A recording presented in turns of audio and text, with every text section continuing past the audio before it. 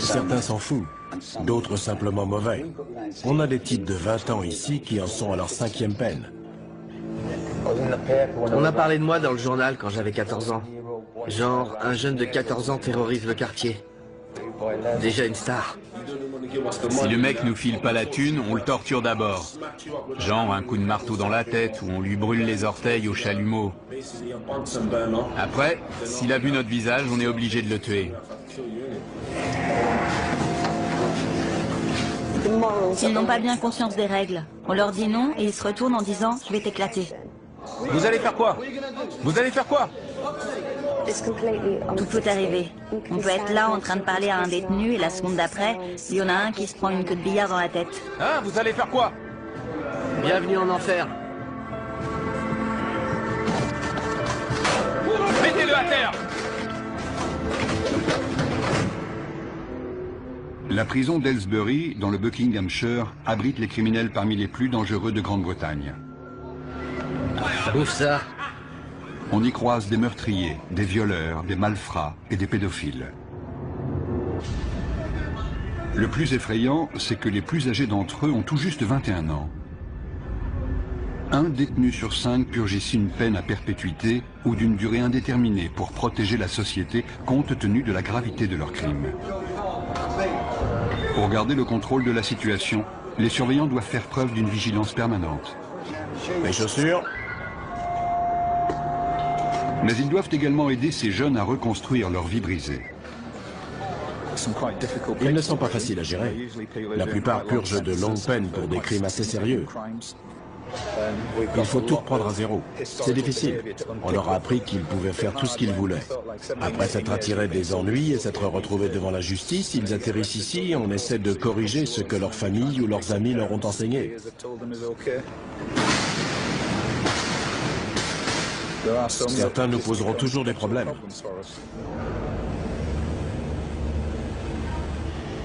Aylesbury est un établissement redouté au sein de la population carcérale.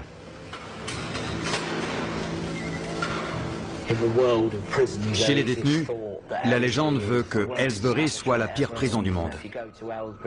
Quand vous arrivez, vous êtes accueilli par 5 matons baraqués, armés de matraques, et on vous assomme à la descente du bus. Ceux qui arrivent ont peur parce qu'on leur a dit qu'il y avait des problèmes de gang, des bagarres tous les jours, 4 à 7 par jour. Mais depuis un an, ça s'est un peu calmé. En revanche, quand un incident éclate, c'est généralement très sérieux. Ils utilisent des armes, des queues de billard, des armes artisanales, dans la gorge, dans la poitrine, sur le front. Il n'y a pas de règle. Et c'est rarement 1 contre 1. C'est plutôt 6 contre 1. Si le personnel n'intervenait pas, il pourrait y avoir des morts. Caspian Hogg est le dernier arrivé. Il a 18 ans. Après avoir été incarcéré dans un établissement pour mineurs, il a été envoyé ici en raison de problèmes disciplinaires.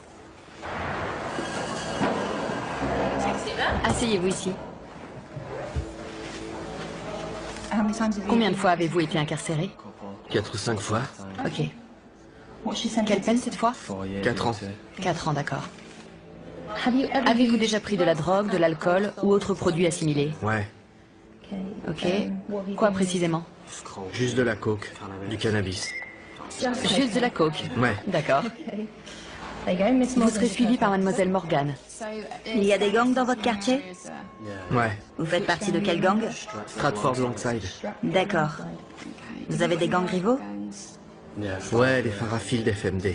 FMD? Ouais. Qu'est-ce qui vous oppose? C'est juste un gang rival avec qui on se frite en prison. En prison? Ouais, en prison. Donc c'est un gang de prison? Ouais. On est coincé toute la journée dans une cellule. On n'a rien à faire. Donc quand une baston éclate, c'est génial. Ça fait de l'animation. Ça fait passer la journée plus vite quand il se passe un truc. Dans le feu de l'action, on se bat pour survivre. Tu les défonces, ou alors c'est toi qui te fais défoncer. Moi, je me lâche. Si t'y restes, t'y restes. C'est comme ça.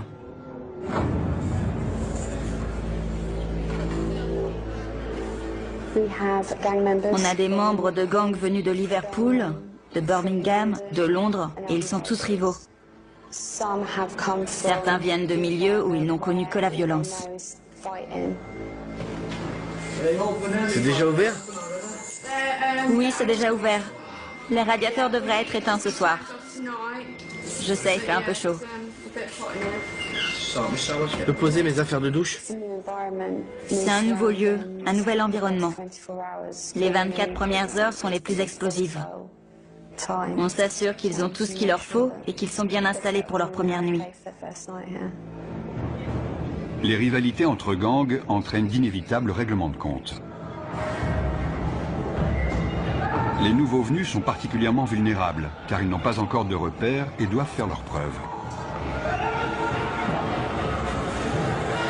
Dès qu'un incident survient, une alarme est déclenchée. Pour éviter que la situation dégénère, les agents de sécurité interviennent rapidement. Vous êtes blessé? Non, non. Non? C'était quoi le problème? Rien. Allez! Non, non. C'était sûrement pas pour rien. Non, non, non. Ils sont juste venus là, vous frapper pour rien. Je sais ce qui s'est passé. C'est le nouveau qui vient d'arriver. Il s'est déjà battu la semaine dernière. C'était les représailles. Les deux se battaient. Les deux se sont donné des coups à la tête. Ils se disaient bonjour. Vous, ça va? Oui, ça va. J'ai pris un coup dans le sein.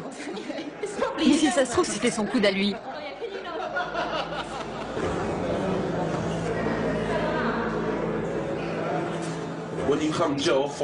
Quand on vient de la rue et qu'on arrive en prison, c'est encore plus violent que dans la rue, parce que tous les mecs de la rue sont réunis au même endroit. C'est pire. J'ai grandi au milieu de la violence et j'aimais pas vraiment ça, mais en maison de redressement, on voit beaucoup de violence, alors on s'habitue. Et puis on finit même par aimer ça. Si je te connais, si je sais avec quel gang tu traînes, dès que je te vois, je t'éclate. Et si je sais que t'as planté un de mes potes, je te fais la même chose.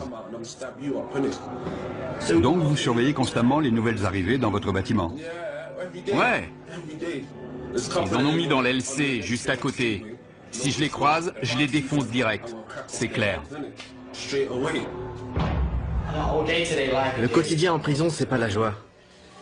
Vous pouvez être le mec le plus balèze avec la plus grosse réputation, il faut quand même surveiller vos arrières. On est tout le temps parano, tu vois. On est sur nos gardes tout le temps, on surveille les autres. On est tous des criminels ici. Comme je l'ai dit, des fois mon but c'est de faire mal à quelqu'un. Des fois je me réveille le matin et je suis pas d'humeur pour ça. Sérieux. Et des fois je me dis que je vais lui mettre la raclée de sa vie. Je me dis, quelle différence ça fait. Je sais qu'il me reste que 10 mois à tirer, mais autant aller lui régler son compte. Au cours de leur période d'intégration, avant d'être installés, on propose aux détenus de travailler ou de suivre des cours. Ceux qui acceptent pourront passer plus de temps dans les espaces communs.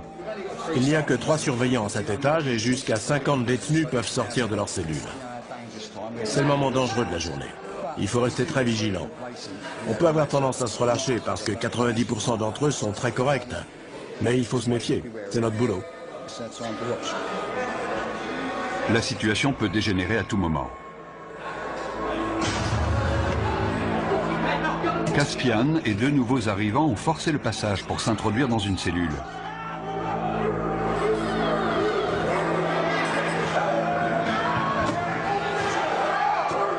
Ils sont armés, ils sont 4.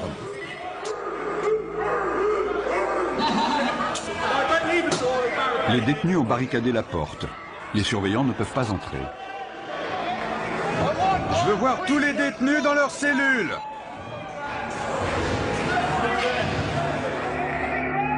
Le directeur de la prison est informé que 3 nouveaux arrivants ont pris un détenu en otage dans l'aile C. Apparemment, il y aurait 4 détenus dans la cellule. Dont un otage. Ils sont 4, dont un otage. On va envoyer des négociateurs devant la porte pour tenter d'établir un dialogue et on avisera. Ma vie est en jeu. C'est pour ça qu'on doit menacer la sienne. D'accord, on va transmettre ce message au directeur. Vous comprenez? On est en danger de mort. On est forcé de faire ça. Je comprends. 3 d'entre eux viennent d'autres prisons. Ils avaient prévu leur coup. Notre priorité, c'est l'otage. Si vous faites pas venir le directeur, je le viole. Je vais le violer. Écoute, tu n'as pas à lui faire de mal. On t'écoutera de toute façon. Le négociateur joue un rôle clé car il analyse la situation pour nous. Si nous sentons que la vie d'un détenu est en danger, il est clair que les négociations sont terminées et qu'on doit intervenir. L'otage doit avoir conscience que le personnel est présent et jauge la situation car ils disent tous « je vais le tuer ». Mais est-ce qu'ils veulent vraiment le faire? J'aime pas cette prison, c'est tout. Je l'aime pas. T'es pas le seul? Mon problème, c'est que j'ai beaucoup de prisonniers qui ne sont pas heureux d'être ici.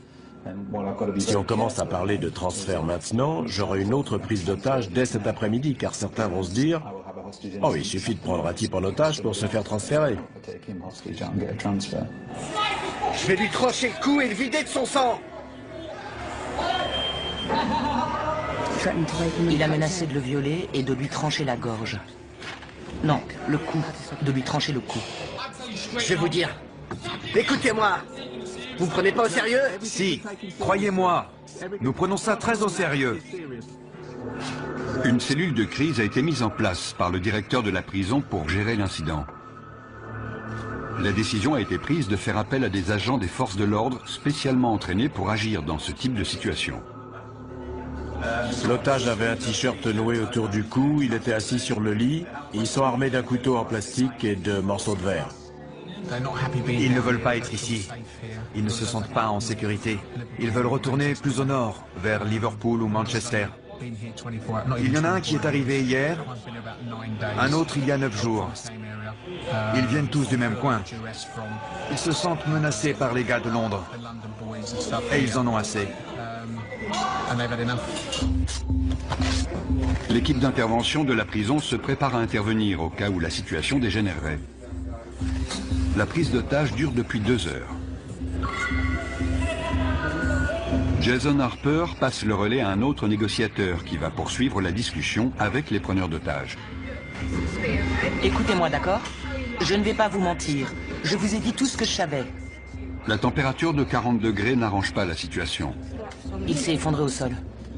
L'otage a perdu conscience. Tournez-le sur le côté. Tournez-le sur le côté et mettez-lui la tête en arrière pour qu'il puisse respirer. Oui, voilà, sur le côté. Darren, c'est Andy. Julie vient de me dire que l'otage avait perdu connaissance. Il est allongé au sol, elle leur a expliqué la position latérale de sécurité. Le directeur est mis au courant de la situation. Il ordonne le déploiement de son équipe d'intervention pour porter secours à la victime. Vous m'avez dit que vous vouliez sortir. J'attends qu'on me dise comment ça va se passer. Ensuite, la situation va se débloquer. Au bout de 3 heures, les preneurs d'otages acceptent de se rendre calmement. Où il est? Je veux le voir. L'otage, il sort en premier? Non, non, il sort en dernier. Comment tu t'appelles? Caspian. Les mains sur la tête. Sors calmement, par ici. Caspian Hogg, l'initiateur de cette prise d'otage, est conduit vers le quartier disciplinaire. Le détenu qui est arrivé hier venait déjà du quartier disciplinaire de son précédent établissement. Il est connu pour des faits de violence, d'agression de personnel, de port d'armes, de barricades. Il a tout fait. Il vient du nord du pays. Il a beaucoup d'influence sur les autres et il s'en est servi. Mais on est formé pour ces situations, donc ça va aller. On va descendre au quartier disciplinaire pour une fouille intégrale. Je suis le responsable, donc j'y participerai. Chacun sera tenu à l'isolement en attendant qu'une punition soit décidée. Nous sommes responsables des détenus les plus problématiques de l'établissement. S'ils enfreignent les règles ou s'ils présentent un risque pour les autres ou pour l'établissement, ils sont envoyés au quartier disciplinaire pour une période donnée. Notre priorité, c'est de calmer les prisonniers énervés et de leur faire entendre raison. Il faut aussi qu'on soit attentif à tout comportement potentiellement violent. Hé, Caspin! T'as réussi? J'y suis presque, mon pote. Presque. Beaucoup m'ont dit qu'ils avaient essayé de travailler et d'être de bons citoyens, et qu'ils avaient trouvé ça trop difficile. Mais ils sont très jeunes, vous savez. Les détenus seront punis pour les dommages qu'ils sont en train de commettre. Je suis resté trop sage. J'étais stressé. Il me fallait un truc à faire. J'ai saisi ma chance. En plus, j'étais pas tout seul. Le gamin qu'on a pris en otage, c'est le seul de toute l'aile que j'aime pas. Alors je me suis dit que j'allais me le faire. Mais on lui a pas fait mal, on lui a rien fait. Ils m'ont frappé au visage et dans les côtes, en me traînant avec eux. Ensuite, l'un d'eux m'a attrapé par derrière et m'a fait asseoir sur le lit. Il me tenait comme s'il voulait me briser la nuque. Les deux autres frappaient la porte avec des boules de billard dans des chaussettes. Ils ont cassé ma télé et ils m'ont mis des bouts de verre sous la gorge. Ils ont dit qu'ils allaient me la trancher. Ensuite, ils m'ont dit de me déshabiller complètement et ils ont dit qu'ils allaient me violer. Qu'est-ce qui s'est passé? Rien, rien. Ils disent qu'on a pris un mec en otage et qu'on l'a agressé dans sa propre cellule. Ils ont appelé la police et on est à l'isolement pour l'instant. Vous dites que vous ne l'avez pas pris en otage? Non, on a juste barricadé la porte, c'est tout. J'ai toutes ces pensées qui ont défilé dans ma tête. Je savais pas si j'allais en sortir vivant. Je connaissais pas ces mecs. C'était le truc le plus flippant de ma vie. Pourquoi vous avez fait ça? Franchement, j'ai pas eu de visite depuis 6 mois, depuis qu'ils m'ont mis ici. J'essaie de retourner dans le Nord. Il n'y a que des mecs de Londres ici, je veux retourner chez moi. C'est pas ma prison, je veux être dans une prison de chez moi. Je suis tombé dans les pommes. Je me souviens juste qu'ils étaient en panique. Ils croyaient qu'ils m'avaient tué. Si on continue les conneries, si on agresse les surveillants, ils nous transféreront. Ça va, Liam? Ouais, et vous? Pas trop mal. J'ai connu des jours meilleurs.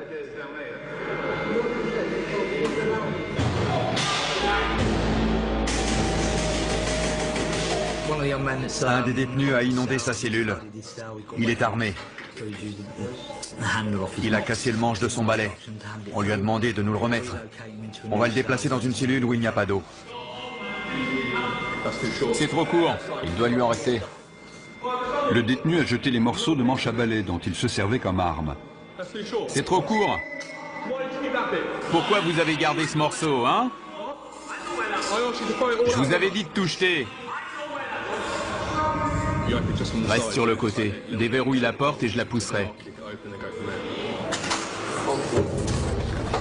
Reculez vers nous. Doucement.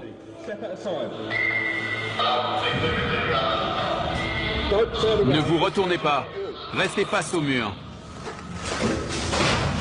Le détenu n'a pas obéi et s'est retourné. À partir du moment où on ouvre la porte, les négociations sont terminées. Soit il se rend, soit on intervient. Arrêtez de bouger. Si vous faites pas ce que je vous dis, on devra de nouveau vous immobiliser. C'est compris? Ouais. Super, allez, debout. Tu lui maintiens la tête pendant qu'on le lève. Vous avez entendu? On tourne. On utilise la force que quand c'est nécessaire et de manière proportionnée, mais ça fait forcément mal. Fouille intégrale. Il va maintenant être fouillé intégralement au cas où il aurait dissimulé une arme.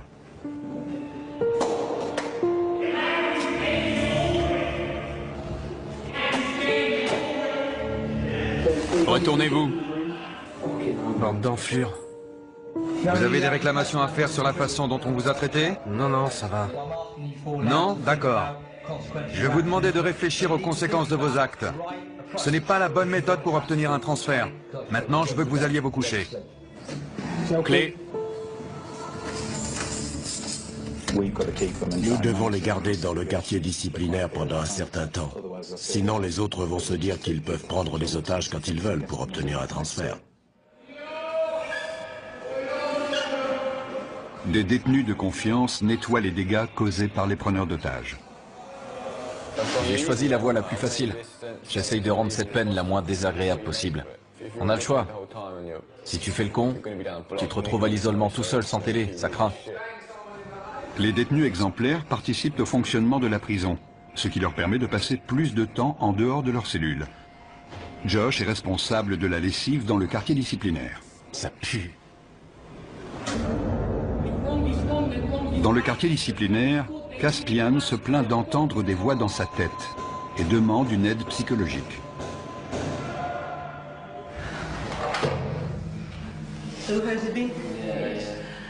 Je dois déterminer si vous êtes du genre manipulateur. Manipulateur? Si vous aimez titiller les gens et les énerver pour prendre l'avantage. Non, sérieux. Je risque de vous poser des questions qui vont vous énerver. Ouais. Vous avez le droit d'être en colère. Ce que vous n'avez pas le droit de faire, c'est être violent. Mais je suis un type violent, madame. Regardez mon dossier. Depuis mes 11 ans, je suis traîné de foyer en foyer et je suis incontrôlable. À 11 ans, j'ai arraché le torse d'un type avec mes dents. J'ai mordu une meuf à l'oreille. On a toujours dû me maîtriser. J'ai toujours le même sentiment. Et je me dis que mon destin, c'est de tuer quelqu'un. Et la perspective de sortir d'ici, de commettre un tel acte et de revenir en prison pour une peine à perpétuité ne vous dérange pas? Ça dépend. Quand je pète les plombs, ça me dérange pas, je m'en fous. Je pense pas que je suis un taré. Mais si on m'aide pas maintenant, je vais finir par le devenir. Je ne suis pas convaincu à 100% qu'il souffre de troubles mentaux. Il souffre de troubles émotionnels, ça c'est sûr. Car non seulement il a des pensées violentes, beaucoup de gens en ont, ce n'est pas idéal, mais ce n'est pas un drame, mais il prend plaisir à être violent, ce qui alimente ses pensées et ses fantasmes. Je pense que son comportement pourrait le conduire au meurtre.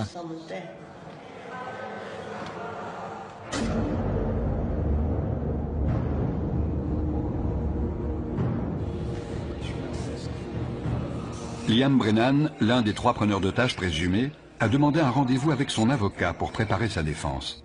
On voulait juste le choper dans sa cellule et fermer la porte. Mon rôle n'est pas de minimiser le délit, mais d'essayer de comprendre pourquoi et comment c'est arrivé, et quelle a été ton implication. Tu ne peux pas dire, c'est pas moi, j'ai rien fait. Ça, il te croira jamais. Écoute, différentes peines sont envisageables. J'espère que le juge optera pour des jours supplémentaires. J'ai pas le droit à l'erreur. J'avais pas parlé à ma femme et à mon gosse depuis 1 an. Elle m'a recontacté il y a quelques jours et je lui ai dit que je sortirais le 11 décembre. Les services pénitentiaires ont décidé de ne pas poursuivre Liam. Il se retrouve donc en commission de discipline. Asseyez-vous, monsieur Brennan. Je suis juge, je n'ai aucun lien avec cet établissement, vous comprenez? Oui. Vous êtes représenté par monsieur Ahmad, c'est exact? Oui, monsieur le juge. Pouvez-vous vous identifier, s'il vous plaît? Jason Harper. Vous serez le témoin de cette affaire? Oui. Il est dit que le 29 mai, vous avez retenu une personne contre son gré. Coupable ou non coupable? Non coupable. Monsieur Ahmad? Qu'avez-vous vu monsieur Brennan faire exactement? Il a passé beaucoup de temps à la porte avec moi pour m'expliquer leurs intentions. Je ne veux pas parler à votre place, mais si je comprends bien, il n'a pas menacé ni brutalisé d'une quelconque façon la victime. C'est exact. Lorsque vous étiez dans la cellule, avez-vous exprimé clairement votre désir de coopérer avec... Vous orientez l'accusé. Oui, monsieur le juge. Ne le faites plus. Vous connaissez la loi et la notion de complicité. C'est comme le chauffeur du véhicule qui attend les braqueurs de banque. Il se rend coupable de vol même s'il n'a pas pénétré dans la dite banque. Monsieur Brennan n'a apparemment eu aucun contact physique avec ce détenu qui était apparemment séquestré. Avez-vous vu les autres retenir la victime? Je n'ai vu personne le retenir. Quelle était la taille de la cellule? Petite, c'est une cellule de prison. J'ai du mal à croire que vous n'ayez rien vu. Ça me paraît inconcevable. Ou alors il ne s'est rien passé. Parce que sinon vous l'auriez forcément vu. C'est ça que vous me dites? Je dis pas qu'il s'est rien passé. Je dis juste que j'ai rien vu. Je regardais de l'autre côté, vous avez entendu Monsieur Harper. Je lui ai parlé pendant un long moment. Il est très clair pour moi que vous étiez tous les trois complices dans cet incident et je n'ai aucune hésitation à vous déclarer coupable. Je vous impose 32 jours de détention supplémentaire. Vous avez tout compris? Oui, j'ai compris. Cette procédure est terminée, merci. Pourquoi n'a-t-il pas été mentionné que la victime avait été dénudée et menacée de viol? Ça m'a surpris. Ouais, ça m'a étonné aussi. C'est mon jour de chance. L'agression n'a pas fait l'objet d'une poursuite pénale car la victime a eu trop peur pour témoigner. Dans le quartier disciplinaire, tous les privilèges, y compris la télévision, sont retirés. Brennan refuse de retourner dans sa cellule, à moins qu'on lui apporte une télévision pour qu'il puisse suivre le match de foot Angleterre-Ukraine. Je ne vous entends pas. Vous savez quoi? Quoi? Je suis coincé ici 2 semaines sans télé, donc je m'en fous de m'attirer des ennuis. Liam, je ne veux pas que vous restiez ici plus longtemps que nécessaire, car vous êtes quelqu'un de bien. C'est vrai. Je peux vous proposer des activités, de la peinture, ou alors vous pouvez demander des cours. Moi? Demander des cours? J'ai pas suivi de cours depuis mes 11 ans, demander des cours? J'ai pas envie de me pendre. Michel Morris parvient enfin à convaincre Brennan de rejoindre sa cellule. Pour sa participation à la prise d'otage, Caspian est condamné à 38 jours de détention supplémentaire. Caspian, c'est votre dernière chance d'obtempérer. J'ai dit non. Les surveillants tentent de le raisonner, mais il refuse de retourner dans sa cellule. Il sera envoyé dans le quartier disciplinaire jusqu'à ce que le directeur estime qu'il est capable de rejoindre les autres détenus. Caspian, si tu ne suis pas nos instructions, on t'immobilisera de nouveau. D'accord? Personne n'est au-dessus du système. Il y a des règles, des procédures, des lois à suivre, que vous soyez un détenu ou un surveillant. Personne n'est au-dessus de ça. Debout. Debout. Caspian, par ici. Il n'y a qu'à l'extérieur qu'on peut considérer ces jeunes de 18 ans comme des adultes. Beaucoup n'ont pas la maturité d'un adulte. Ils sont très influençables et peuvent s'attirer des ennuis. Entre là-dedans. Je vais demander à l'infirmière de venir te voir.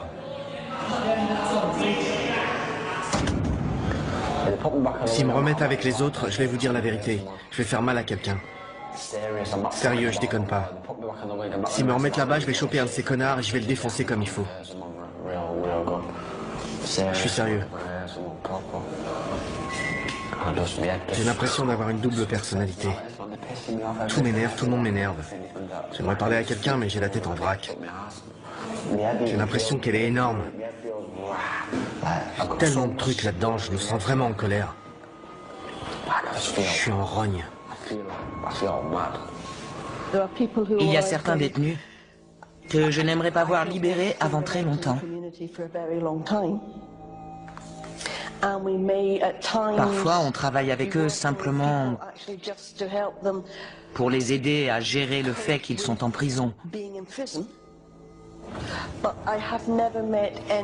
Mais je n'ai jamais rencontré de détenu que je ne pensais pas pouvoir aider à répondre à son environnement de façon plus positive.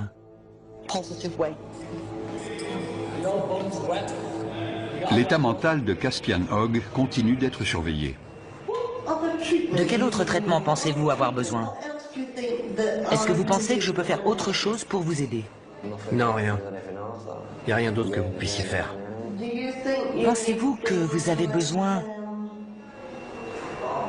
d'apprendre à contrôler vos émotions? Non, je crois pas. Je connais mes émotions et je crois plutôt que j'en ai pas assez. J'essaie de pleurer, mais j'y arrive pas. Je peux pas pleurer. Sauf des fois, ça vient sans prévenir, ça arrive. Vous voyez de quoi je parle? Je pleure pas quand il se passe un truc triste. Ça m'arrive même de rire. Pour vous, est-ce plus normal de penser à ce que ressentent les autres ou de ne pas y penser? Ça dépend des moments. Là, c'est moi, je suis là, je vous aime bien. Vous me comprenez? Mais si vous tombez sur moi un autre jour, quand je suis en mode furieux, je vois des choses différemment. Tout est en vrac. Je pense comme un psychopathe. Quand j'étais gosse, j'ai jamais voulu devenir policier ou ce genre de truc. Déjà, quand j'avais 8 ou 9 ans, j'ai toujours voulu tuer des gens. Mon père s'est fait assassiner quand j'avais 6 ans. C'est un truc de dingue, quoi. Depuis, c'est ce brouillard. C'est le bordel dans ma tête. Jeudi, je vous ai pris rendez-vous avec un psychiatre. Cool. Je ne sais pas à quelle heure ce sera. Ok. Il vous prescrira peut-être des médicaments. Je serais content s'il m'en donne. Mais s'il m'en donne pas, je serai en rogne. Ça vous mettra en colère? Ouais, carrément. Je suis convaincu qu'on ne naît pas bon ou mauvais. On apprend de notre environnement comment réagir au monde qui nous entoure. Et certains apprennent que la meilleure façon de réagir à ce monde, c'est par l'agression ou la violence. Super papa, tu sais comment je t'aime? Et quand tu l'ouvres, c'est marqué gros comme ça. Le père de Caspian a été assassiné quand il avait 6 ans. Il est donc très conscient de son rôle de parent. Je veux pas que mon fils grandisse dans les mêmes conditions que moi. J'avais 14 ans quand je l'ai eu, mais j'ai vieilli. À l'époque, j'avais pas toute ma tête. Je faisais que fumer de l'herbe, voler, j'étais débile. J'étais un gamin, donc je faisais des trucs de gamin. Maintenant, j'ai mûri. Il faut que je prenne mes responsabilités pour mon fils. Je veux qu'il aille à l'école pour qu'il soit intelligent. Je veux pas qu'il finisse comme moi dans la rue ou en prison. Qu'il soit obligé de commettre des crimes. Je vais être là pour lui, qu'il puisse me parler ou me demander de l'argent quand il en a besoin. Je vais être un père pour lui, c'est tout. Il faut que je sois un bon père. C'est con de jamais le voir, c'est vrai. C'est horrible. Il faut tenir le coup et pas lâcher l'affaire. Je peux lui parler de temps en temps, c'est déjà ça. Devon avait 15 ans quand son fils est né. À l'époque, je voulais pas de gosse, tu vois. Mais c'est arrivé comme ça. Elle m'en parlait tout le temps. Et alors je me suis dit, pourquoi pas? Quelqu'un va peut-être te régler ton compte demain, tu sais pas où tu vas finir, alors autant pas perdre de temps. Vous avez vraiment pensé à la mort à ce moment-là? Ouais, évidemment. Dans mon quartier, il y a beaucoup de violence. Des gens meurent tout le temps. On n'est jamais à l'abri, ils peuvent vous dégommer quand vous traversez la rue. Pour certains détenus, le téléphone est le seul moyen de rester en contact avec leur famille. Ouais, tu me manques, bonhomme. Non, tu peux pas venir me voir. Papa est occupé. Papa nourrit des animaux. Je sais pas comment ça se met. Je veux pas que ça lui tombe dessus. Dans la chapelle de la prison, Josh se prépare pour la fête des pères. Exceptionnellement, les détenus exemplaires sont autorisés à passer du temps avec leurs enfants. Je peux jouer avec lui? On peut se rouler tous les deux par terre, je peux lui courir après. Une fois, il voulait que je vienne l'attraper, mais je pouvais pas aller plus loin. Je suis heureux de pouvoir passer 5 heures avec lui au milieu des rires et des pleurs. J'ai envie de l'attraper et de lui faire des câlins. Tu peux ouvrir la bouche? Bravo. Ça me plaît pas de le voir se faire fouiller, mais je préfère avoir cette relation avec lui. J'ai de bonnes raisons de changer. J'ai un gosse et une fiancée, une famille qui a besoin de moi. Pour être honnête, si j'avais pas ma famille, je me serais sûrement pas comporté aussi bien. Viens là, mon grand. Ils ont besoin de moi. Ils comptent sur moi pour sortir d'ici. Où elle est, ta cape? Tu fais ton timide? Si je me comporte bien, je retrouverai ma famille. C'est simple. Si je joue le jeu, je gagne tout. Sinon, je perds. Comment ça va, ma belle? Oh, arrête.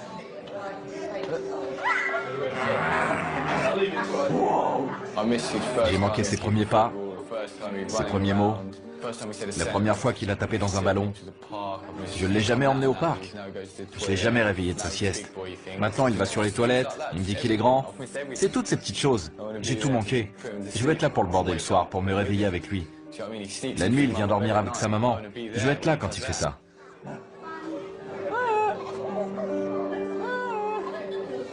Messieurs, dames, s'il vous plaît, vous pouvez vous dire au revoir?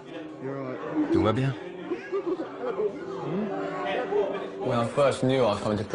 Quand j'ai su que j'allais en prison, je pensais qu'elle allait m'oublier. J'avais que 18 ans. Et on était ensemble depuis 2 ans et demi. C'est un vrai test pour des adolescents, de rester fidèles et loyaux. Quand on est en prison, on ne pense qu'à ça. Il faut pouvoir compter sur quelqu'un de confiance pour traverser ça. Sinon, on craque. Je pourrais être là toutes les nuits à imaginer qu'elle me trompe. À plus. Je t'aime.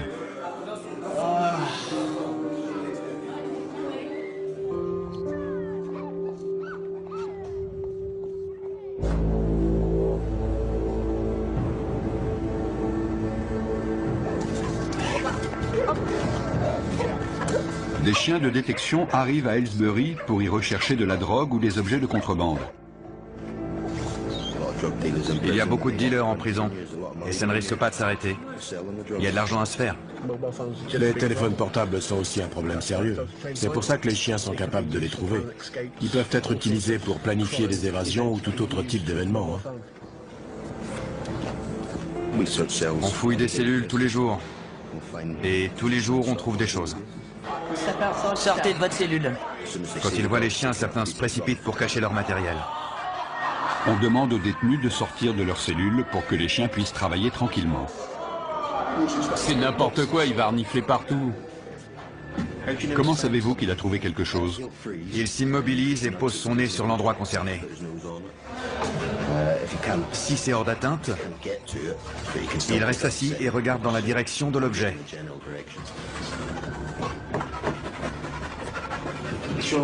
Il a l'air très intéressé par la fenêtre.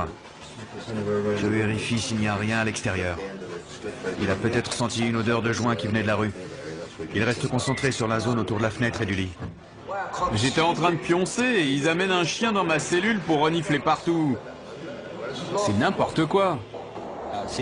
Notre équipe fouille la cellule pour essayer de trouver ce que le chien a senti. Il semblait concentré sur une zone en particulier, donc c'est là qu'on fouille en premier. J'espère qu'on va trouver quelque chose. Les chiens poursuivent leur inspection des cellules. Ça sent dès qu'on l'ouvre. Il a fumé dans sa cellule, c'est sûr. Le chien va nous dire si la drogue est encore là. Oui, ça sent. Il y a de la drogue et des téléphones partout dans la prison. Avant, tout le monde planquait ça dans le meuble de l'évier en retirant les vis avec un coupe-ongle ou un truc dans le genre. Je vous en dirai pas plus. Avec un téléphone, on peut appeler qui on veut, envoyer des textos, parler à sa chérie le soir, vous voyez ce que je veux dire. On peut dire ce qu'on veut, gérer ses affaires, son fric, tout ça.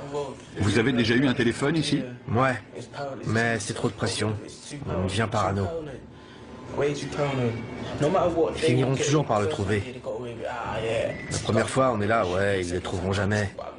On se croit le plus fort, et puis ils finissent par en trouver un chez un mec, et là, tu peux être sûr qu'ils vont le faire parler. La semaine d'après, boum, un autre passe à table. On n'est jamais tranquille parce qu'ils savent tout ce qui se passe ici. Ils cachent parfois leurs affaires au fond de leur poubelle. Ils croient qu'on va pas les fouiller parce que c'est dégoûtant. Des cartes SIM, des téléphones, il y a tout. On a toujours un cran de retard parce que dès qu'on trouve quelque chose, ils cherchent une autre cachette.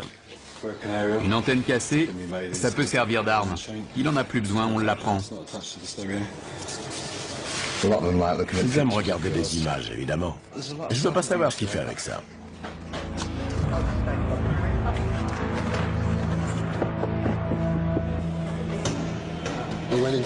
Dans une cellule, on a trouvé un téléphone avec un chargeur. Donc, nos équipes vont l'inspecter une deuxième fois.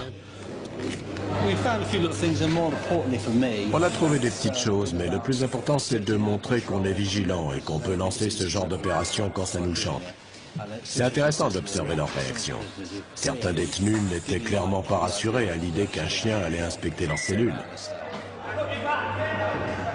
5 semaines après avoir pris en otage un codétenu, Liam Brenham retrouve son ancienne cellule. Mate mes affaires, elles sont trempées. C'est pas grave, il y a tout, non? C'est une photo de mon fils, ça. C'est pas normal, non? Qu'est-ce qui se passe? C'est quoi le problème? C'est lui le problème. Si ça te pose un problème que j'ai pris l'autre en otage, je suis là, je t'attends. Sinon, casse-toi. Liam. Vous trouvez ça normal? La photo est trempée, mes chaussettes aussi. Et il me dit que c'est pas grave. Arrêtez de crier, d'accord? N'empirez pas la situation. La cellule a dû être fouillée. C'est ça la fouille. Sérieux. C'était collé à la base. Écoutez, le lendemain, on a mis un cadenas sur votre porte. Vous l'avez vu? On n'a pas ouvert cette cellule depuis 5 semaines. Et alors, c'est ma faute peut-être? Je n'étais pas là. Je ne sais pas comment ça s'est passé. Mais est-ce que ça vaut vraiment le coup de vous attirer encore des ennuis? Non. Vous ne croyez pas? Non, mais ça m'énerve qu'ils me disent ça. Oui, mais vous venez juste de revenir. Le mieux, c'est de faire profil bas. Tout ce que les surveillants de cette aile savent de vous, c'est que vous avez pris un codétenu en otage et que vous avez causé des problèmes pendant votre isolement. C'est la seule image qu'ils ont de vous, vous comprenez? Vous en avez conscience? Ouais. Ils n'arrêtent pas de dire que les surveillants leur manquent de respect. Mais ce sont eux qui sont grossiers avec nous, qui nous manquent de respect et qui voudraient qu'on prenne des pincettes avec eux. Comme s'ils étaient des gosses à qui on devait apprendre les règles de la prison. Ils ont entre 18 et 20 ans, ils sont censés être adultes et savoir rester respectueux. Un bon comportement peut permettre aux détenus d'être transférés plus près de leur domicile. Quand j'ai Tasha au téléphone, j'entends les mouettes derrière elle. Quand je serai transféré, elle sera tout près de moi. On partagera le même ciel, on sera au même endroit, on entendra les mêmes choses. C'est comme si je rentrais déjà chez moi. Josh va purger le reste de sa peine à proximité des siens. Soucieux de contrôler ses pulsions violentes et de rentrer chez lui, Caspian a accepté de prendre des antipsychotiques. Ça calme ce qui se passe dans ma tête.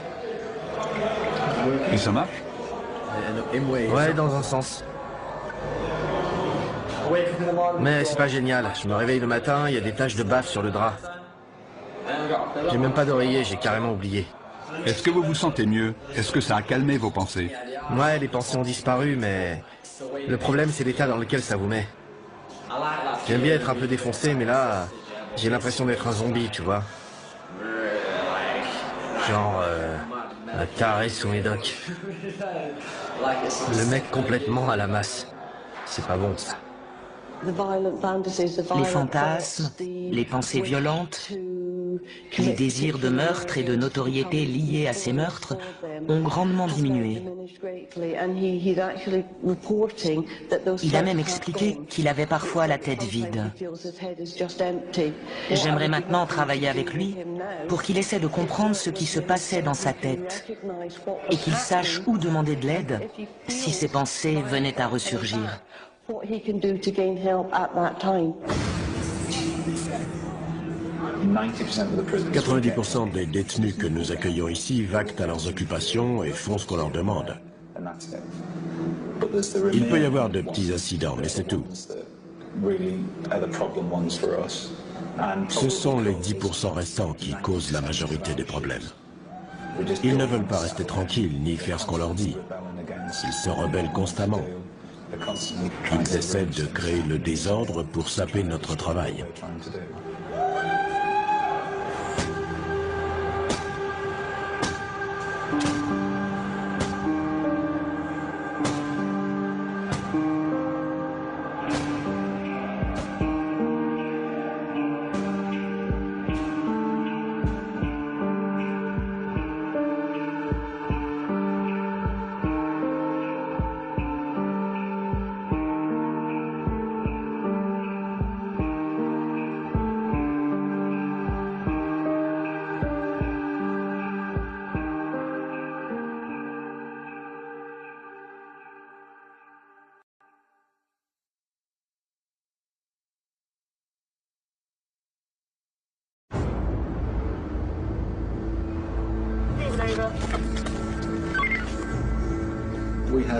Certains de ces jeunes ont commis des crimes si atroces qu'ils ne sortiront probablement jamais.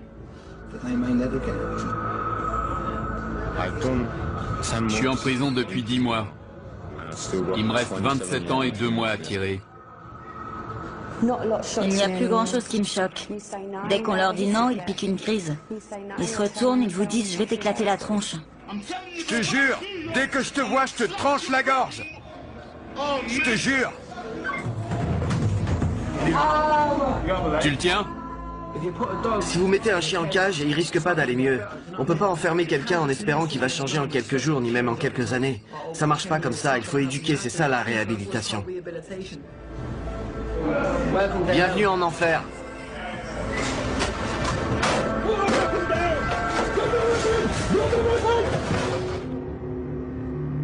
Le personnel de la prison d'Aylesbury est chargé d'encadrer des jeunes de 18 à 21 ans, parmi les plus dangereux et les plus imprévisibles d'Angleterre.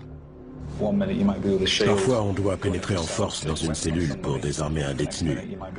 Parfois, on doit annoncer une terrible nouvelle à l'une des familles. Et puis, il y a tout le reste. En tant que surveillant, on se retrouve piégé dans ce petit monde où les principes et la morale sont remis en cause. Les gros criminels, ceux qui ont commis des crimes atroces et qui se montrent violents en prison, ce sont eux qui inspirent le respect aux autres détenus.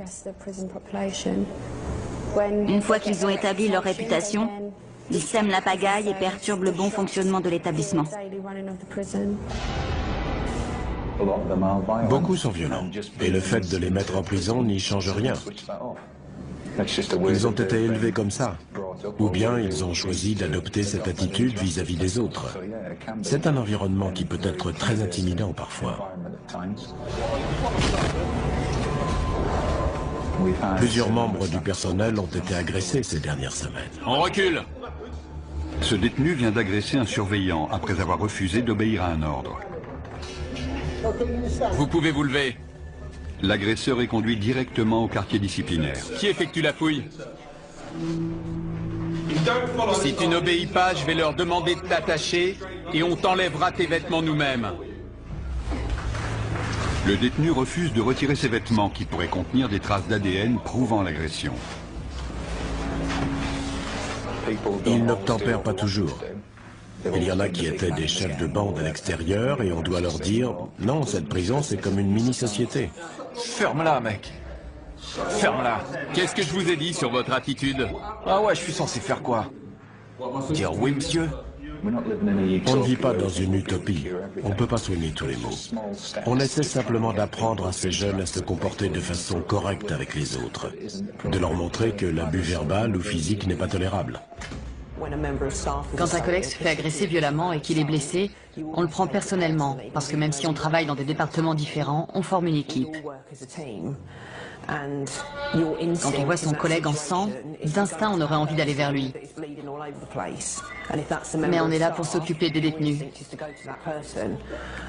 Une fois que le détenu est immobilisé, c'est un peu gênant de devoir dire « Appelez une ambulance pour tel collègue, je dois rester avec le détenu ». En tant qu'infirmière, on a presque l'impression de ne pas accomplir son devoir. Les surveillants sont autorisés à utiliser la force de façon proportionnée en cas d'agression. En 2012, 35 membres du personnel de la prison d'Aylesbury ont été agressés. 16 ont dû se rendre à l'hôpital. Je me suis battu avec des surveillants plein de fois. À Chelmsford, Bedford, à Woodhall. J'ai été expulsé de toutes ces prisons et on m'a envoyé ici. Je me suis attiré des ennuis en arrivant. J'ai merdé. Tout allait bien. Tout allait bien. Je faisais de la boxe et tout. Et puis j'ai merdé. J'ai perdu ma licence. J'aurai plus jamais le droit de boxer. Jamais. Je sais pas ce que je vais faire en sortant. Certaines agressions sont vraiment terribles. Quand on y repense, on se dit que certains ont même de la chance d'être encore en vie. Ça va? Viens avec moi. Debout!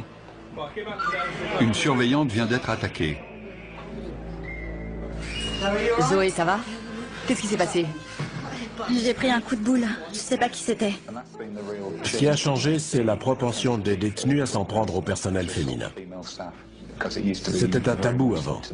Et on pouvait s'attendre à des représailles de la part des autres détenus si l'un d'eux s'en prenait à une femme. Je tremble toujours dans ce genre de situation. Mes jambes sont les premières à me lâcher. Je vais vous laisser vous diriger vous-même vers le quartier disciplinaire. À la moindre entourloupe, mes collègues ont pour consigne de vous immobiliser. Vous n'aurez pas de deuxième chance, c'est compris? Dans les autres pays, les surveillants ont des armes, des tasers, nous on n'a rien. Quand ils sont contents et qu'ils ont de quoi s'occuper, ils ne nous agressent pas. Je crois que l'opinion publique n'a pas conscience de ça. Les gens s'indignent parce que les détenus ont la télé, des consoles de jeux, des baskets. Mais ce qu'ils ne voient pas, c'est que tant qu'ils ont leurs privilèges, ils n'agressent pas le personnel. Pour moi, c'est tout ce qui compte. Et puis la télé, on peut facilement leur enlever. On a affaire à des jeunes gens qui ont du mal à communiquer, du mal à exprimer leurs émotions. Ils peuvent être violents, c'est vrai. Et c'est inacceptable. En faisant la tournée du quartier disciplinaire, je peux très bien passer devant une cellule et entendre des insanités sur ma mère, mes enfants, recevoir des menaces de mort. Mais si j'y retourne le lendemain plein de rancune, plein d'agressivité, en demandant des comptes, comment est-ce que je peux établir un dialogue? Les surveillants ne doivent pas seulement faire face aux violences envers leurs collègues. Ce détenu a tenté de se pendre. Assez, ça suffit. Arrêtez. Une fois le nœud coupé, les surveillants doivent attacher Ryan Buckley pour l'empêcher de se blesser. Mettez-le à terre.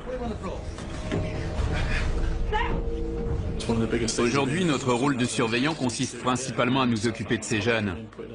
Mes collègues et moi, on a passé beaucoup de temps à parler avec ce gamin, mais là, il n'y a rien à faire. Il ne veut rien entendre et il a des tendances assez inquiétantes. Ryan, je veux juste regarder votre cou. C'est bon, j'ai rien. Vous voulez pas discuter un peu? Ryan, laissez l'infirmière vous examiner une seconde. Je vais bien. Sûr? Je veux juste jeter un œil, après je vous laisse tranquille. Calmez-vous et je reviens vous voir pour discuter. Vous êtes blessé? Non.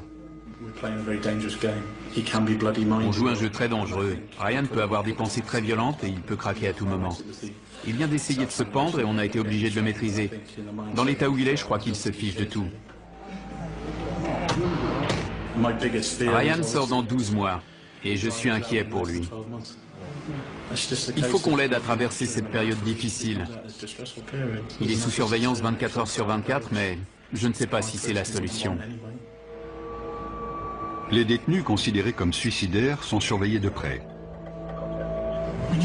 Quand je le vois pleurer comme ça, mon instinct maternel prend le dessus. Je me dis qu'il aurait simplement besoin qu'on le prenne dans ses bras et qu'on lui dise que ça va aller. Il a sûrement une mère. Vous voulez bien me parler, Ryan? Suite à sa tentative de suicide, les surveillants ont à cœur d'empêcher toute récidive de Ryan.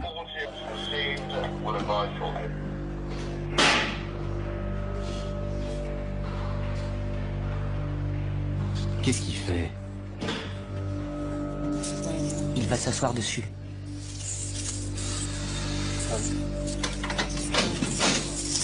Qu'est-ce que vous fabriquez? Ryan, vous voulez bien descendre, s'il vous plaît? Ne tombez pas, je vais avoir la commission de sécurité sur le dos. Ça me rappelle une scène de sueur froide, vous l'avez vu? Il faut me dire ce qui ne va pas. Votre comportement est inquiétant. Qu'est-ce que vous ressentez? Vous êtes heureux? Triste? C'est l'enfer. J'en ai marre de cette vie de merde. Vous avez essayé de vous étrangler avec vos lacets. On va donc procéder à une évaluation des risques et on va retirer les objets avec lesquels vous pourriez vous faire du mal. D'accord? Laissez l'infirmière vous examiner rapidement. Je veux juste jeter un œil, Ryan. Calmez-vous et je reviens vous voir pour discuter. Je vais bien. Sûr? Vous êtes blessé? Non. Il a des marques de ligature assez importantes au niveau du cou et une légère éraflure sur la nuque. Il a aussi des coupures sur les bras, mais je pense qu'elles se sont rouvertes quand on l'a immobilisé. Sans son accord, je peux pas faire grand-chose. Je repasserai plus tard s'il change d'avis. Pour l'instant, il n'est pas disposé à me voir. Ryan. Ryan, il faut vraiment essayer de vous calmer. On essaie de l'aider et on intervient quand il essaie de s'étrangler, mais il est décidé à se tuer. Il est enclin à l'automutilation. Le personnel est déjà intervenu 7 fois ce matin. On a trouvé toutes sortes d'instruments, des morceaux de briquet, de stylos. Il avait plusieurs lames de rasoir sur lui ce week-end. On l'avait fouillé et on a quand même trouvé des lames de rasoir plus tard. Il se coupe avec tout ce qu'il peut trouver. La cellule de Ryan est fouillée pour en éliminer tout objet avec lequel il pourrait se blesser. Je remplace ces draps par des draps indéchirables. Pour qu'il ne puisse pas se pendre avec. Sortez tout. Je ne veux plus rien voir dans sa cellule. Il a retiré la petite partie métallique qu'on trouve sur les briquets et l'a cassée pour obtenir un bord tranchant. Il utilise ça pour se taillader. Je lui retire son savon parce qu'il essaie de le manger. Il déroule ça complètement pour cacher les lames de rasoir à l'intérieur. Donc on le prend aussi. Je vais lui en donner un nouveau.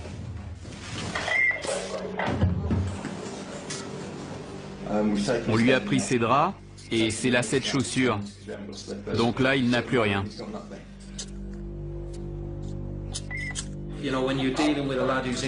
Quand on a affaire à un jeune perturbé, il faut rester très vigilant vis-à-vis du risque de suicide. Il n'y a rien de pire que de partir à 5 heures le soir, de souhaiter bon courage à tout le monde en souriant, après une bonne journée, et de revenir le lendemain pour apprendre que tel détenu s'est pendu. C'est terrible. C'est la pire chose qui puisse arriver.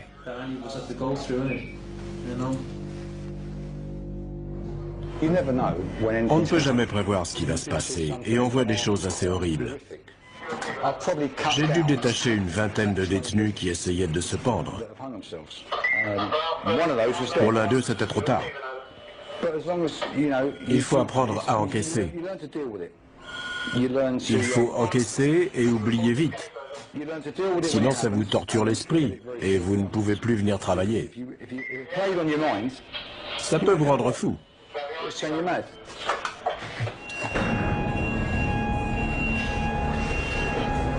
Une alarme est déclenchée dans l'LC. Emirali Oxey a poussé un surveillant et attaqué un agent d'entretien.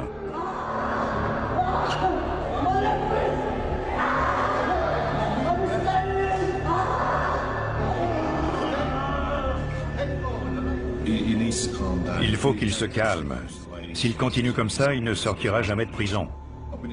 J'ai eu l'occasion d'apprendre à le connaître et je pense que si quelqu'un peut l'aider, c'est moi. Mon poignet! Mon poignet! C'est un garçon sympathique en réalité. Mais il a un côté sombre. C'est un peu Dr. Jekyll et Mr. Hyde. Il bout de l'intérieur, ses yeux sont exorbités. On peut voir la rage qu'il habite. Il n'arrive plus à se contrôler. Il a beaucoup de force, il est très athlétique. Et il pourrait démolir n'importe quoi, peu importe qui se trouve sur son chemin. Même si ses parents débarquaient, ça ne suffirait pas à le calmer quand il est dans cet état.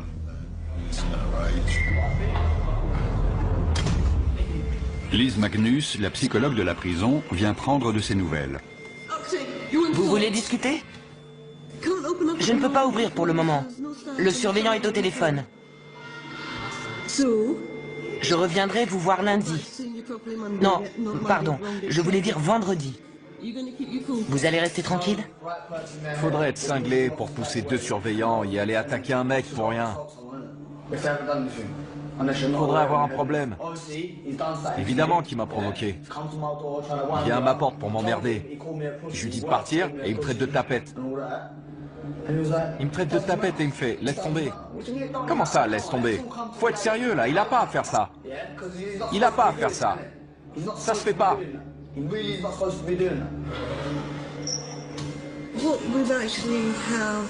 Le comportement d'Emir Ali ne fait qu'empirer. On a déjà eu des incidents violents avec lui et il a déjà passé pas mal de temps en quartier disciplinaire, mais jusque-là, il avait simplement dégradé du matériel. C'est la première fois qu'il s'en prend directement à un membre du personnel. Il l'a déjà fait dans d'autres établissements. Mais ici, à Aylesbury, c'est la première fois. Il a reconnu les faits quand je lui ai parlé.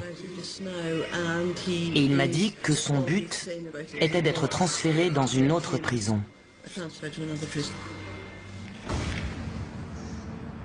Il voudrait sortir d'ici. Le problème, c'est qu'il est très instable. C'est un élément perturbateur. Il lui arrive d'agresser le personnel ou bien d'autres détenus. Il vient encore d'agresser un agent d'entretien. Et nous sommes obligés d'ajouter ça à son dossier pour notre communication avec les autres établissements. Ça risque d'être difficile de le transférer. 8 établissements avaient déjà été contactés. Et ce matin, un 9e a refusé. Vous vous rendez compte? Ça fait 9 prisons qui veulent pas me prendre. Personne ne veut de vous? Écoutez, je préfère être direct. Ils nous disent pourquoi on le prendrait. Il a l'air intenable. Il y a un fusible dans votre petite tête qui saute un peu trop rapidement. Et il faut absolument que vous changiez ça. Ouais. Allez, à plus tard. Oxey, encore 1 minute et je t'envoie à la douche. Hier, je sais pas ce qui m'a pris. Mais je me suis défendu. Ils m'ont griffé le nez. Ils m'ont niqué le visage. Donc je vois pas pourquoi je leur ferais pas la même chose. Je pense que je vais continuer. Je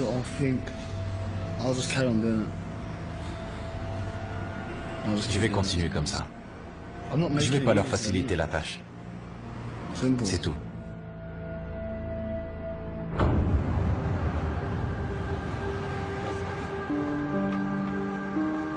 À la prison d'Aylesbury, c'est l'heure des visites. Les visites, c'est le moment que j'attends le plus. On n'a pas grand-chose à espérer ici à part ça. On est enfermé 15 heures par jour. Jess, la petite amie de Louis, lui rend visite 1 fois par semaine. Vous avez un soutien-gorge à armature? Oui.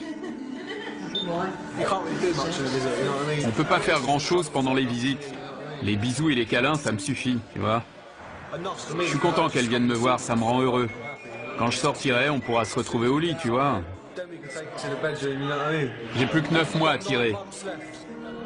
Louis Bibi. Oui, il est au fond. Je le vois, merci. Louis a fait la connaissance de Jess en correspondant avec elle par courrier. Ça va, toi? Ouais, ça va. T'es sage? Ouais, je suis sage. C'est vrai? Ouais. Cool, j'ai un truc à te montrer. Ah? Ah.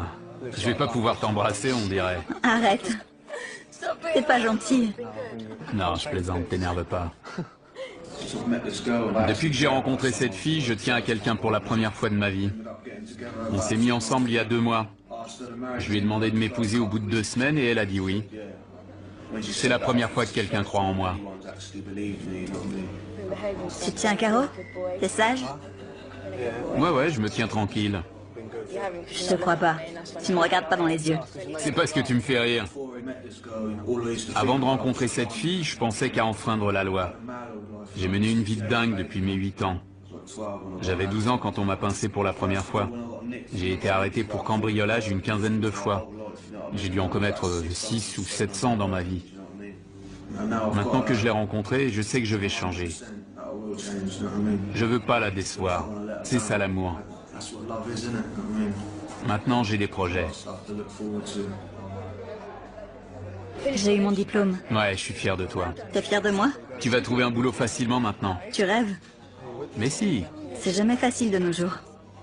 Il faut que je lui achète une bague. En sortant, je me trouverai un job. On fera peut-être des enfants, on aura une maison avec des gamins qui courent partout. On se voit mercredi ou jeudi? Faut savoir. Mercredi si tu peux. Sinon jeudi. Ok, j'y vais. Je t'aime. Moi je t'aime plus. Au revoir. Ça vous suffit? Non. 1 fois par semaine, c'est jamais suffisant. Quand elle m'embrasse, ça me fait des frissons partout. Après, quand elle s'en va, j'ai envie de pleurer, tu vois. Je pleure souvent dans ma cellule. Je pleure comme un bébé. Les gens disent qu'après avoir pleuré, on est censé se sentir mieux, mais ça, c'est des conneries. Moi, je suis toujours déprimé. Ça le fait pas trop de dire que son petit copain est en prison. Mais on choisit pas de qui on tombe amoureuse. C'est comme ça. Je crois pas que je sois un méchant.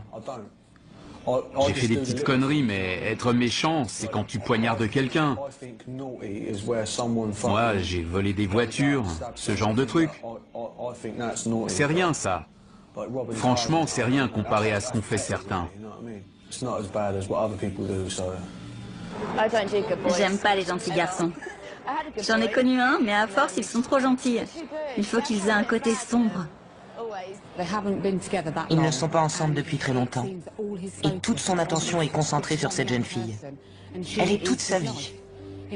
Il nous a déjà expliqué qu'il voulait l'épouser en sortant. Il faut qu'on reste vigilant. C'est une situation délicate. Elle est jeune, elle est dehors, elle peut rencontrer quelqu'un d'autre. Prison ou pas, les relations amoureuses peuvent prendre fin. Et là, ça serait un cataclysme, vu la façon dont il se comporte vis-à-vis d'elle. Si je l'avais pas, j'aurais pas de raison de vivre. Mais heureusement, elle est là et j'ai une motivation. Ça plaît pas à mon père. Ma mère a dit qu'elle lui laisserait une chance quand il sortira. Mon père est plus réservé, mais il le connaît pas. Peut-être que ça ira mieux après. J'espère, parce que sinon, je suis dans le pétrin. Je reviens le voir mercredi au jeudi. Je crois que j'ai des potes ici qui en ont marre parce que j'arrête pas de parler d'elle. Toute la journée, je fais que parler d'elle. Il faut absolument croire que les gens peuvent changer. C'est l'objectif final. On fait ce métier pour protéger la société en gardant ces personnes ici le temps de leur peine. Mais il faut leur proposer quelque chose. On attend d'eux qu'ils travaillent, qu'ils deviennent meilleurs et qu'ils prennent leurs responsabilités. On essaie de les amener vers une situation où, à leur sortie, ils pourront trouver un travail ou une formation. Ça réduit leurs chances de revenir ici un jour. Ici, les détenus peuvent suivre une formation de cuisine. La nourriture est délicieuse. Une tortilla pour Steve, pas trop grosse. Ils sont très gentils, très polis. Ils servent très bien. Ils deviennent bien plus mûrs qu'en restant dans leur cellule. Eh Buckley, t'as postulé pour la cantine? Malgré sa tendance à l'automutilation, Ryan a été autorisé à tenter sa chance en cuisine. Ouais, je me sens beaucoup mieux maintenant que j'ai ce boulot. Je commence en bas de l'échelle, mais ça me gêne pas. Ça m'occupe. En cuisine, il y a plein d'instruments que les détenus suicidaires peuvent cacher sur eux pour les ramener dans leurs cellules. Il faut que je sois très vigilant et que je le suive de près pour qu'il n'ait pas l'occasion de prendre quoi que ce soit. Mais si on le traite bien, il devrait répondre de manière positive. On lui donne l'opportunité de faire le bon choix. En 2 semaines, il a rempli tous les objectifs que je lui avais fixés, ce qui lui a permis de décrocher le meilleur job de la cuisine, plongeur. Tu nettoies tous les plateaux, je vais te chercher les autres si tu veux. Ok. C'est cool en prison quand on est entouré de gens qui nous aident. On peut suivre des cours et passer des diplômes de cuisine. Quand on sort et qu'on se retrouve dans la société, là, il y a beaucoup moins de gens pour nous aider. Je veux pas retourner au foyer. Il y a des mecs qui se droguent là-bas. Même avec un boulot, j'ai plus de chances de replonger et de retourner en prison. Je peux toujours dire non, mais c'est dur quand on est mal entouré. C'est comme ici, si on traîne avec les mauvais mecs, on finit par s'attirer des embrouilles et on se retrouve à l'isolement. Quand on donne un peu plus de responsabilité à ces jeunes, ils s'épanouissent. Je pense que c'est bon pour lui. Il a l'air d'aller bien, il fait son boulot. On lui a confié une nouvelle tâche, ça a l'air de lui convenir. On verra comment ça se passe. La plupart des tâches internes sont effectuées par des détenus, y compris la lessive. J'ai enfin décroché un boulot. Ça faisait 2 mois que j'étais sans emploi et que je tournais en rond. Maintenant que je peux sortir de ma cellule, les journées passent beaucoup plus vite. Il me reste un peu moins d'1 an à tirer. Alors je vais rester tranquille et penser à ce qui m'attend quand je sortirai. Avant, je cambriolais des maisons, c'est tout ce que je faisais. J'ai jamais été à la fac, tu vois, donc... j'ai jamais vraiment bossé. What kind of positive can rise from a tragedy? If this is what a negative can do, feels like my neck is in a noose from my ties to Her Majesty. Trying to stay alive with no strategy, just trying to survive for my sanity. Heard bash and stun should both, but they're like a pussy's already deprived my anatomy. Tu peux normaliser cette piste? Les détenus dotés d'un talent musical ont l'opportunité de s'exprimer. Je rappais déjà avant d'être en prison, mais je prenais pas vraiment ça au sérieux. J'étais capable de balancer 2 ou 3 rimes, mais c'est tout. Je faisais pas ça sérieusement. Je sais pas si c'est ma situation qui m'a fait changer d'état d'esprit, mais mon rap a changé depuis que je suis ici. Je prends ça beaucoup plus au sérieux. Je sais pas ce que je ferais si j'avais pas cet échappatoire. Ça me permet de tenir.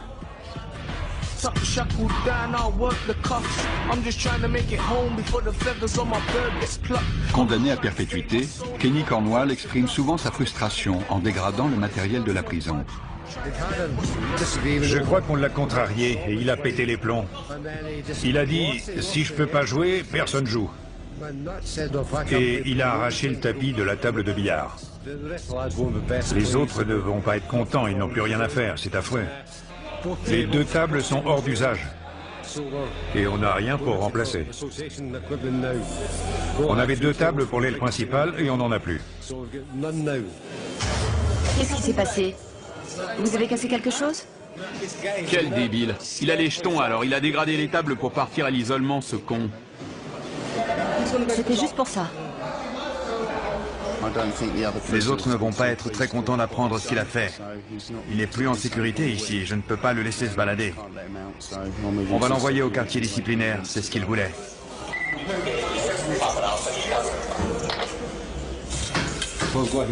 J'ai trouvé 2 queues de billard cassées en 2. Certains détenus sont très lunatiques et peuvent vite s'énerver. Donc il faut être vigilant et bien vérifier qu'il ne manque rien pour que personne ne soit blessé avec une arme de ce genre.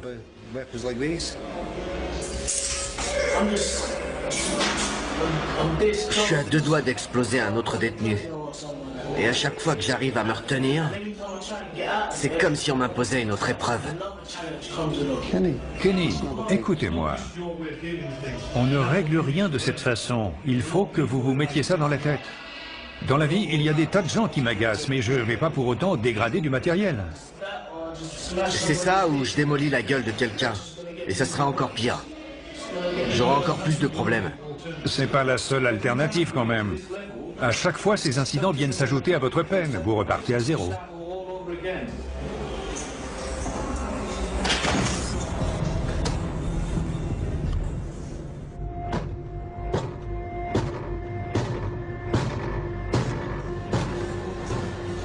Qu'est-ce qu'il y a, Oxey? Quand qu'on mange? Dans 10 minutes. C'est pour ça que vous tapez dans la porte? Vous vous foutez de nous. J'ai envie d'exploser la gueule de quelqu'un. Pour qu'il sache qu'on déconne pas avec moi. Emirali Oxey est de retour dans l'LC après un séjour au quartier disciplinaire pour avoir détruit sa cellule. Malheureusement, il a l'habitude de tout casser quand il n'obtient pas ce qu'il veut. On essaie de gérer ça comme on peut. On essaie de le raisonner et de lui expliquer que ce n'est pas la bonne méthode. J'essaie de rester positive, mais je pense qu'il va recommencer et retourner à l'isolement. Il reste dans ce cercle vicieux, parce qu'il n'a pas envie d'être à Aylesbury. C'est un détenu difficile, et pour être honnête, je ne pense pas que cet environnement l'aide beaucoup. C'est une prison pour jeunes délinquants, et la plupart sont immatures. Je peux entrer ? Emirali Oxey est contrarié car il est toujours puni et n'a pas retrouvé tous ses privilèges. La psychologue Liz Magnus essaie de le calmer. Je veux sortir d'ici. Depuis quand vous êtes revenu? Aujourd'hui. Qu'est-ce qui ne va pas? Ils m'ont mis ici sans télé, sans pouvoir sortir, sans club, sans rien. Je veux retourner à l'isolement. Ça fait aucune différence de toute façon. Dans combien de temps vous retrouverez vos privilèges? 7 jours. 7 jours? Vous pouvez bien tenir 7 jours, non? Non. Ça rime à quoi de me remettre ici mais dans les mêmes conditions qu'en bas, hein? Ça sert à quoi? C'est pour le contact humain. Avec qui? Avec qui? C'est qui ces gens? Qui ils sont pour moi? Vous croyez qu'ils m'intéressent? Je suis arrivé en prison tout seul et je sortirai tout seul. Je veux connaître personne ici, je m'en fous. Je veux juste sortir. Je veux une clope. Je peux avoir une clope? Des feuilles à rouler? Ça, j'en sais rien. Allez demander aux surveillants. Laissez-moi juste fumer une clope que je puisse me calmer. Ils veulent même pas me filer une clope, sérieux, ça veut dire quoi? Ils veulent que je pète un câble? Ils veulent que je fasse une connerie, je le sais. Ils me provoquent. Vous croyez sincèrement ce que vous dites? Je veux juste une clope. Pourquoi c'est si dur d'avoir une clope? Attendez, je vais voir. On peut lui donner une cigarette? Je suis pas un distributeur, hein. Il va falloir que je fasse une plus grosse connerie pour qu'il piche que j'ai pas envie d'être là.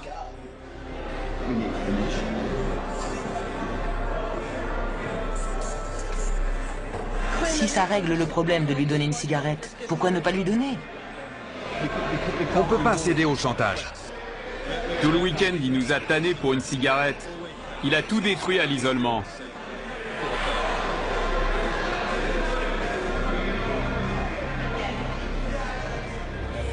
Emirali se met alors à asperger le sol de gel douche par-dessous sa porte.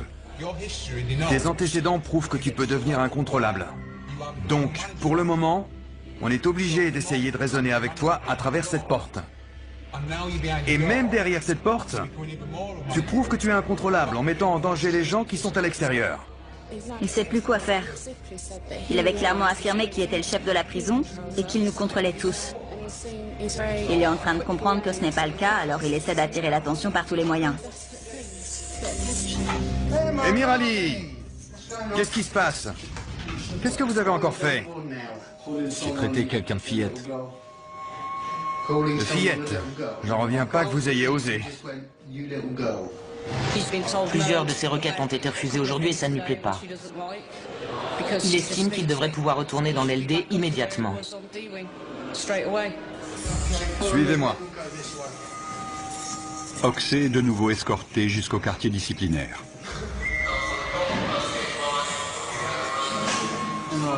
Emirali, comment ça va? Vous avez encore eu des problèmes? Ouais. Il refuse désormais de s'alimenter. Toutes les machines ont besoin de carburant pour fonctionner. Surtout les modèles de sport très performants. Pourquoi vous ne mangez pas?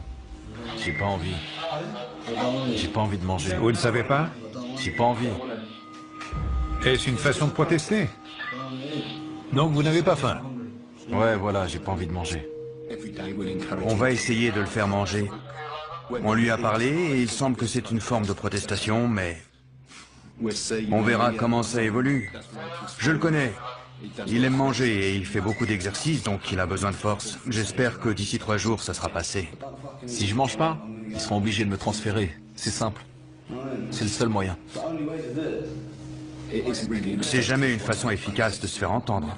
L'établissement ne cède pas. Sinon, tout le monde se mettrait à faire des grèves de la faim. Emir Ali, enlevez ça que je puisse entrer. Emir Ali continue ses provocations. Il a détérioré sa cellule et bouché ses toilettes. Dans 3 ans, vous vous voyez où? Toujours ici. Toujours ici. D'accord. Comment décririez-vous la prison? C'est de la merde. Quelle est la chose que vous avez pour vous en ce moment? Quel est votre point fort dans la vie?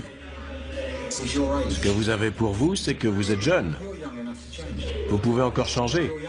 Vous pouvez sortir d'ici. Vous aurez quoi? 23 ans en sortant?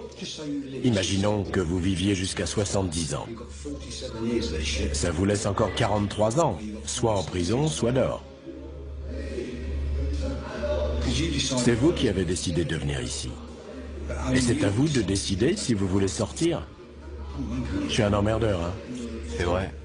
Vous aimez votre mère? Ah ouais, évidemment. La prochaine fois que vous verrez votre mère, demandez-lui à quoi elle pense le soir en se couchant et le matin en se levant. La réponse, ce sera vous.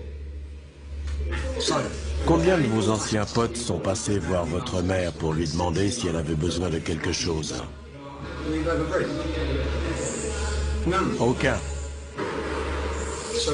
Donc moi, si j'étais vous, en sortant d'ici, dans 3 ans, quand je croiserai mes potes dans la rue, je leur dirais d'aller se faire foutre. On peut réhabiliter certains détenus. On sait que certains ne reviendront pas ici. Malheureusement, la majorité d'entre eux vont revenir. Ils ont grandi dans des quartiers pauvres. Ils n'ont aucune éducation. Ils n'ont pas de travail. Quand ils sortent, il n'y a pas de travail pour eux. Il n'y a pas de boulot pour des jeunes gens sans éducation et encore moins pour ceux qui sortent de prison et qui n'ont rien fait pendant 3 ou 4 ans. Moins de 36 heures après avoir entamé sa grève de la faim, Emir Ali change d'avis. Pain blanc ou pain complet? Blanc.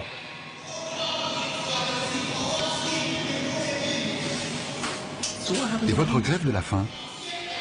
J'y arrive pas. J'ai trop faim. Combien de temps vous avez tenu? 1 jour et demi. Vous êtes plus gourmand que moi. Je mange plus que vous, ça c'est sûr.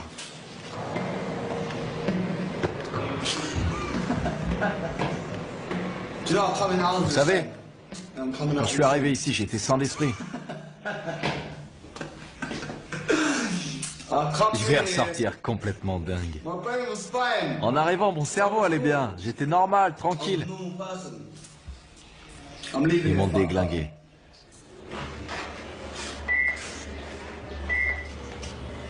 Ryan Buckley n'a pas pu assumer son nouveau travail en cuisine.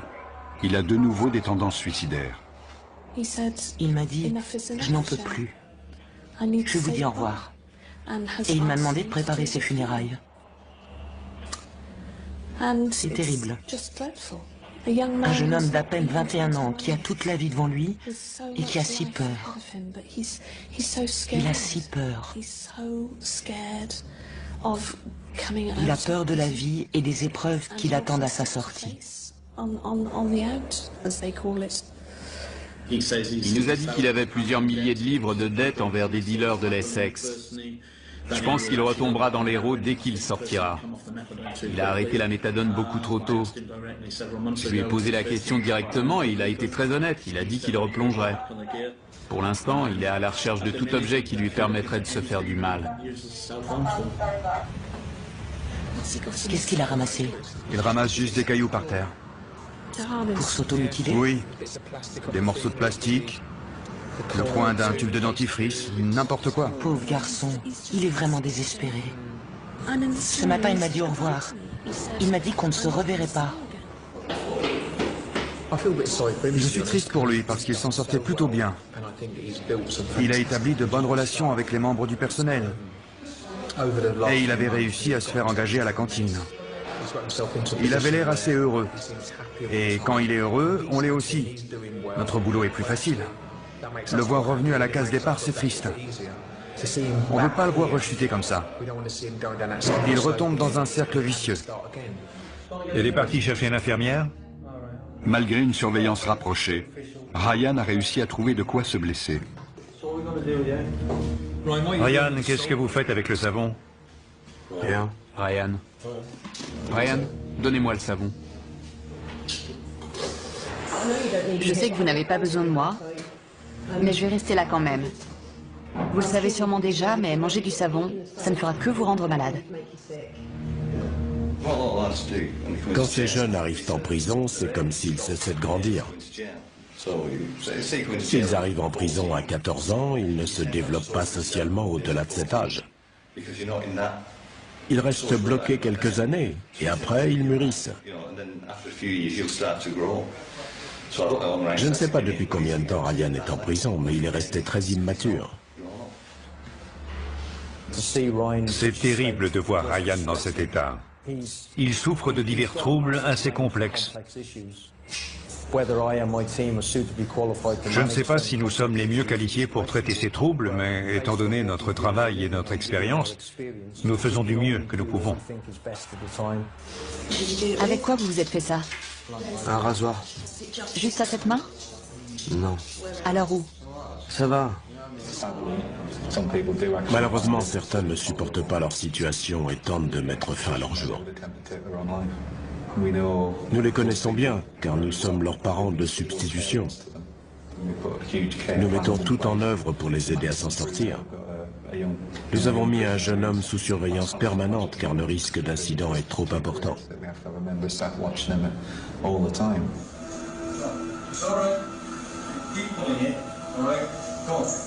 Une fois ses blessures soignées, Ryan Buckley tente à nouveau de se pendre. Il y avait de la bave et de la morve partout.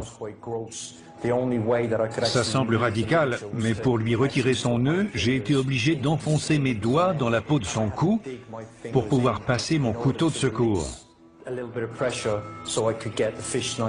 Il avait perdu conscience. Ses lèvres étaient bleues, ses yeux exorbités. C'était une tentative sérieuse. Les gardiens réaniment Ryan et lui sauvent la vie. On doit faire tout ce qu'on peut pour le remettre d'aplomb. Il faut essayer de l'encadrer au mieux pour lui permettre de retourner dans la société sans être un danger ni pour les autres, ni pour lui. Pour l'instant, il faut attendre et voir comment ça va se passer. Dans le quartier disciplinaire, un détenu a décidé de protester par la saleté. Votre alarme est allumée? Qu'est-ce qui se passe? Non, elle est cassée. Elle arrête pas de s'allumer toute seule. Ok, appelez-nous si vous avez besoin de quelque chose. D'accord. Il a jeté des excréments dans le couloir après avoir brisé sa fenêtre d'observation. Je ne supporte pas cette odeur. J'ai besoin de lavande. Dans la cellule voisine, Emirali Oxey a une fois de plus tout saccagé. Cette prison, c'est un vrai trou à rats. Sérieusement, vous avez vu ça? Je sais que c'est les mecs comme nous qui en font un trou à rats. C'est de la faute de la direction. Ils ont qu'à pas nous enfermer comme ça. Si j'ai fait ça, c'est parce qu'ils m'ont bien fait chier l'autre jour. Ils m'ont trop emmerdé. Je prends ma revanche. C'est tout. Je m'en tape. La plupart de ceux qui entament ce genre de protestation par la saleté ne sont pas mentalement dérangés. Ils font ça parce que c'est ce qui cause le plus de répulsion. Et leur but est de faire entendre leur mécontentement de la façon la plus claire possible. Une équipe en tenue de protection intervient pour mettre fin à l'incident et permettre le nettoyage des lieux. Tu crois que tu me fais mal? T'es qu'une lopette! Le détenu est placé dans une cellule spéciale, entièrement vide.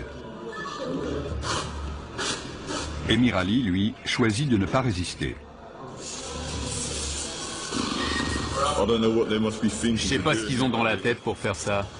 Ils doivent avoir des problèmes. Pour faire des trucs pareils. Je comptais vous voir dans la salle de discussion aujourd'hui.